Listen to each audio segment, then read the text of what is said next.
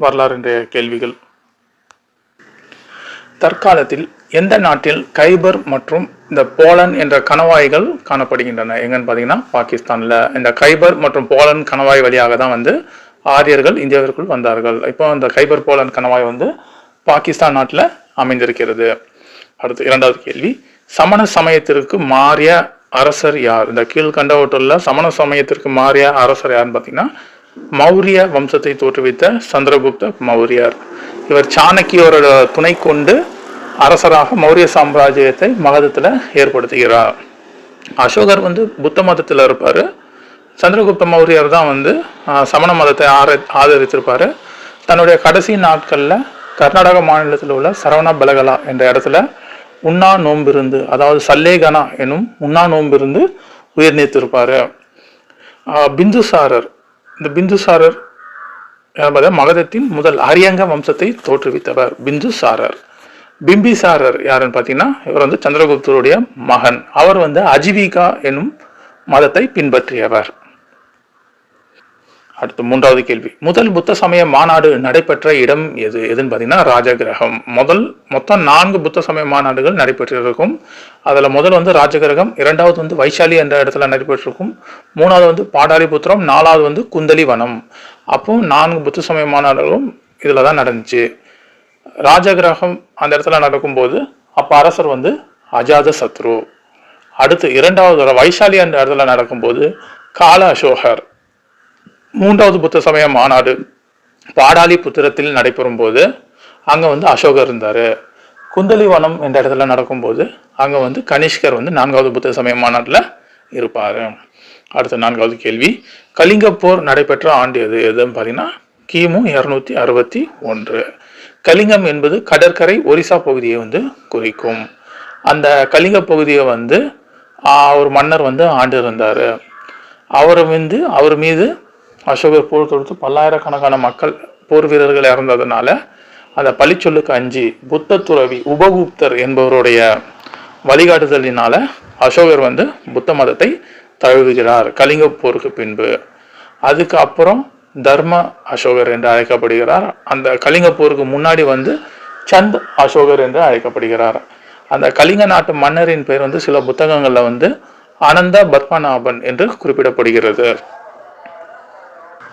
அடுத்து 5வது கேள்வி, சகாப்தத்தை தோற்றுவித்தவர் யாருன்னு பார்த்தீங்கன்னா குஷான பேரரசுகளில் சிறந்த அரசரான கனிஷ்கர் தான்.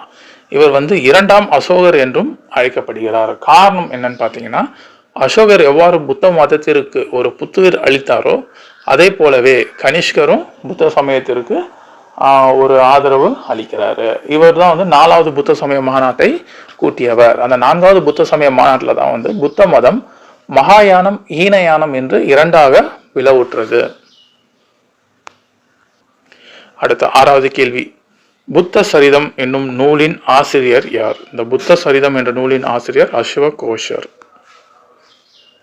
அடுத்து 7வது கேள்வி, அலகாபாத் கல்வெட்டு கூறும் செய்திகள் யாருடைய காலத்தை சார்ந்தது? யாருன்னு பார்த்தீங்கன்னா சமுத்திரகுப்தர். குப்த பேரரசில் மிக சிறந்த அரசர் சமுத்திரகுப்தர்.